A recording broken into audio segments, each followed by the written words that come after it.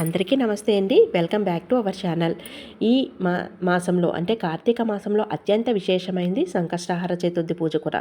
ప్రతి నెల కూడా సంకష్టహార చతుర్థి వస్తుంది. అయితే ఈ కార్తీక మాసంలో వచ్చే సంకష్టహార చతుర్థి ఇంకా ప్రత్యేకమైనది. మంగళవారంతో వచ్చింది. అందరికీ తెలిసిన విషయమే.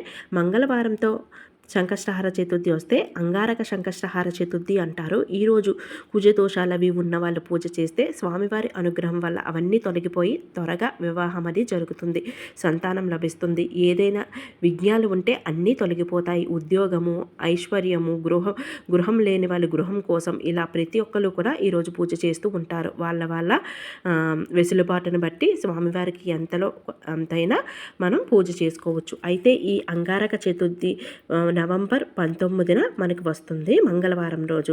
అయితే చవితి తిథి ఎప్పటి నుంచి ఎప్పటి వరకు ఉంది అన్నీ కూడా వీడియోలో అయితే స్క్రీన్ పైన ఇస్తానండి, చూడండి. ముందుగా అయితే ఈరోజు ఉదయాన్నే నిద్ర లేవాలి. నిద్ర లేచి చక్కగా దేవుడి మందిరంలో కానీ లేదా సపరేట్గా పీట వేసుకొని చేసుకోవచ్చు. సపరేట్గా పీట వేసుకోవడం వల్ల మనకి స్వామివారి పైన మనసు అన్నది నిమగ్నమై ఉంటుంది. అందువల్ల సపరేట్గా కూడా చేసుకోవచ్చు. వీలైనంతట్లో స్వామివారికి ఇష్టమైనవి మందార పుష్పాలు, అదేవిధంగా గరికి, తెల్ల జిల్లేడు పుష్పాలు, తెల్ల జిల్లేడు ఆకులు, ఇలా పసుపు రంగు పుష్పాలను, ఇలా స్వామివారికి ప్రీతికరమైనవి ఏవి ఉంటే అవే మనం వినాయక చవితిలో పెడతాం కదా, అవన్నీ కూడా పెట్టుకోవచ్చు. ఇవే పెట్టాలి అని ఏమీ లేదు. చక్కగా మన ఇంట్లో ఏవి ఉంటే అవి పెట్టుకొని ఉండ్రాళ్ళు, అదేవిధంగా అటుకుళ్ళు, బెల్లము, ఇలా స్వామివారికి ఏదో ఒక నైవేద్యం ఒక్కటున్నా సరిపోతుంది. నైవేద్యం కూడా పెట్టుకొని చక్కగా పూజనైతే సింపుల్గా చేసుకోవచ్చు. అయితే ఈ అంగారక సంకష్టహార చతుర్థి ఎప్పుడు వచ్చింది అంటే ముందుగా తిది చూద్దామండి. మనకి కార్తీక మాసంలోని నవంబర్ 18న తిథి మొదలవుతుంది. అయితే అది రాత్రి 10:05 నవంబర్ 18 రాత్రి 10:05 నుండి నవంబర్ 19 రాత్రి 9:06 వరకు తిథి ఉంటుంది. అయితే మనకి నవంబర్ అయితే రాత్రి 9 గంటల వరకు ఉంటుంది, ఉదయం కూడా ఉంటుంది. అందుకని మనం రాత్రి పూజ చేస్తాం కనుక, రాత్రి తిథి ఉంది కనుక నవంబర్ 19 మంగళవారం మంచి రోజు. ఈరోజు పూజ చేసుకుంటే చాలా మంచిది. ఈరోజు మనం శక్తి కొలది స్వామివారిని పూజ చేస్తారు. చాలా వరకు ముడుపులు కూడా కడుతూ ఉంటారు. ముడుపులోని మనం ఇలా ఎర్రని క్లాత్ తీసుకొని 2 వక్కలు, 2 ఖర్జూరాలు, డబ్బులు కూడా 111 రూపాయలు కానీ, అర్ధ 116 కానీ, 11 రూపాయలు కూడా పెట్టుకోవచ్చు.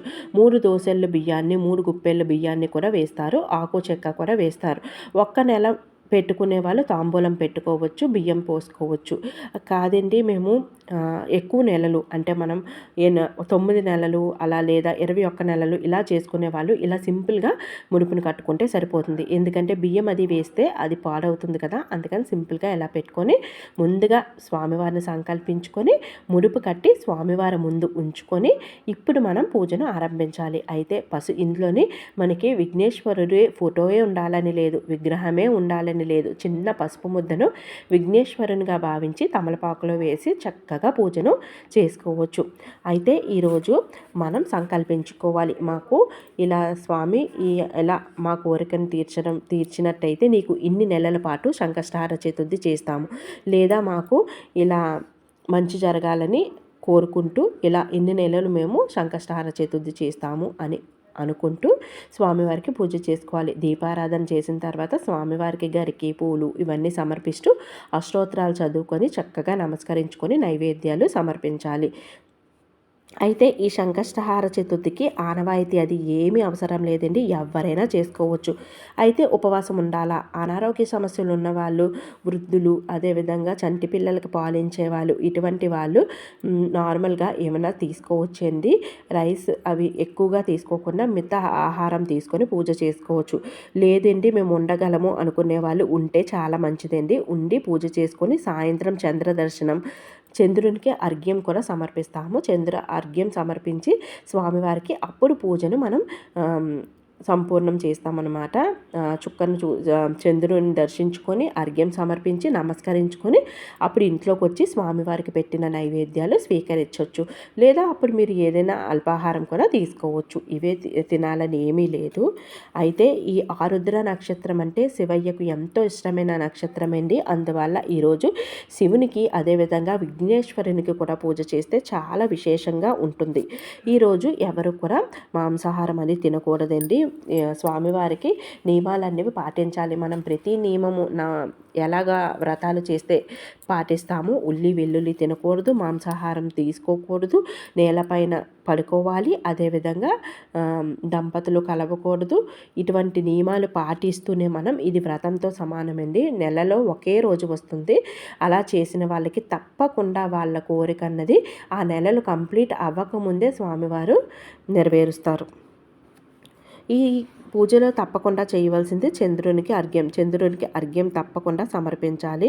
అదేవిధంగా మీరు ఎన్ని నెలలు అనుకుంటున్నారో ఒక్క నెల చేసుకోవచ్చు అండి. ఫస్ట్ అలవాటు పడడానికి ఒక్క నెల చేసుకోవచ్చు, లేదా 3 నెలలు, 5 నెలలు, 9 నెలలు ఇలా బేస సంఖ్యలో ఎన్ని నెలలైనా మనం చేసుకోవచ్చు చక్కగా.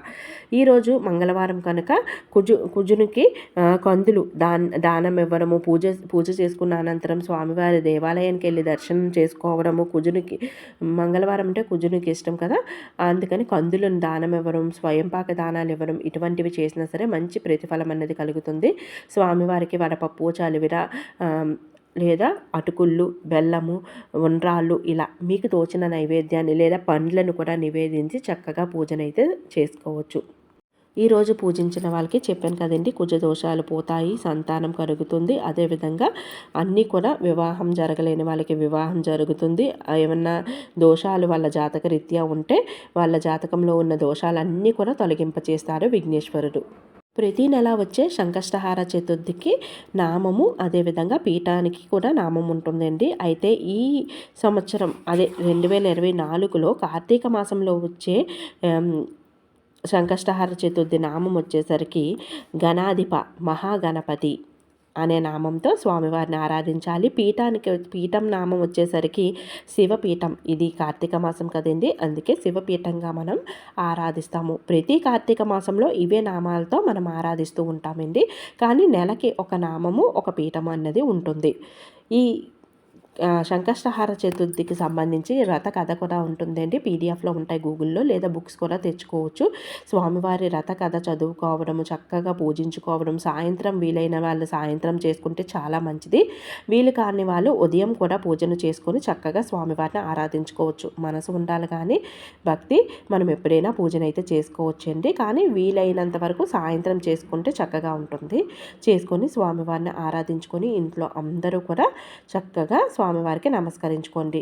చూశారు కదండి సంకష్టహార చతుర్థి విశిష్టత. స్వామివారిని ఆరాధించడం వల్ల మనకి ఏం జరుగుతుంది అన్నీ కూడా స్వామివారి అష్టోత్తరాలు చదువుకొని చక్కగా పూజనైతే చేసుకోండి. నవంబర్ 19 తప్పకుండా ప్రతి ఒక్కళ్ళు చేసుకుంటారని ముందుగా వీడియో అయితే పెడుతున్నానండి. మరొక చక్కటి వీడియోతో మళ్ళీ కలుద్దాం. ఓం శ్రీమాత్రే నమః.